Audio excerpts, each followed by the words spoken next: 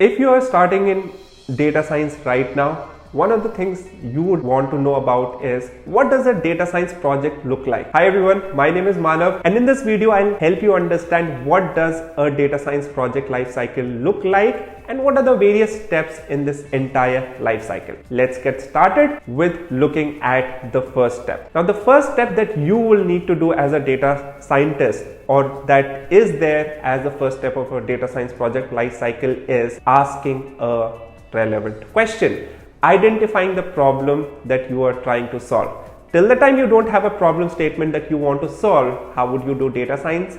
And that's exactly what you need to do as step one. So step one is identifying the problem statement that you are trying to solve. Step two is converting that problem statement into a data science problem, or formulating a data science problem so that you know that this problem can be solved through data science. That's step two. Step three is, once you have identified that this problem can be solved through data science and you have converted that into a data science problem, you need to figure out the data sources. What kind of data do I need to collect to solve this problem? So data collection is going to be your step three that you will need to execute, and this can actually be one of the hardest steps, because if you're let's say working in BFSI, getting access to data is not going to be easy. So you'll need to seek approval, seek permissions, you'll need to access data from your data warehousing systems, from Hadoop and from SQL databases. Data collection can be a tedious activity, but if you get your data in place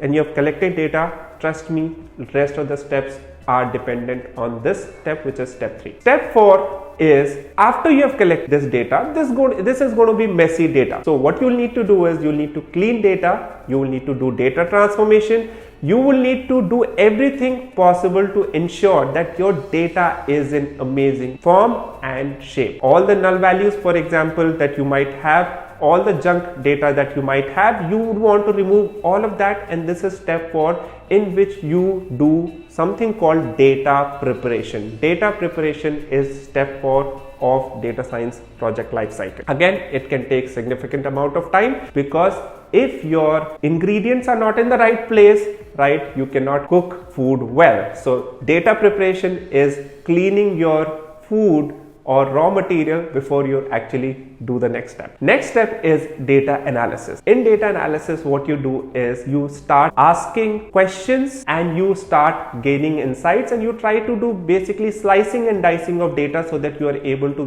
get some meaningful insights out of data that can possibly help you address some of the questions that were the initial questions that you had asked. So you try to form some hypothesis, etc., and you try to answer some of the questions that were initially asked. After data analysis comes the next part, which is machine learning.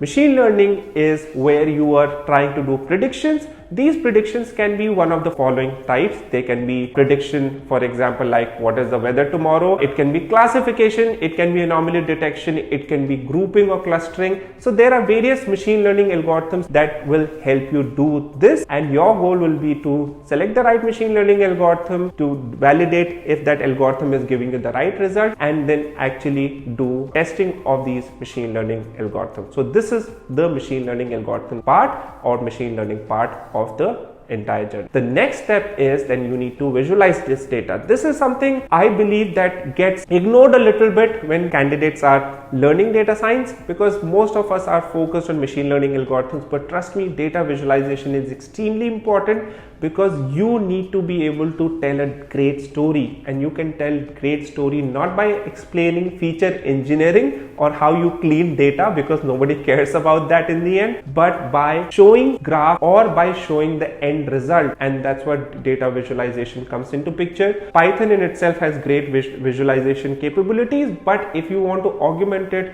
you might want to use other tools like Tableau, etc., that has great connections with Python. The next step is deploying the entire product or solution that you have built in real world and taking feedback, because it is not a one-step process that you deploy a product and then it starts working. It does start working, but in the end what you also need to do is you need to have a feedback mechanism through which you are tweaking your parameters, you're making your algorithms better, and you are getting greater and greater accuracy over a period of time.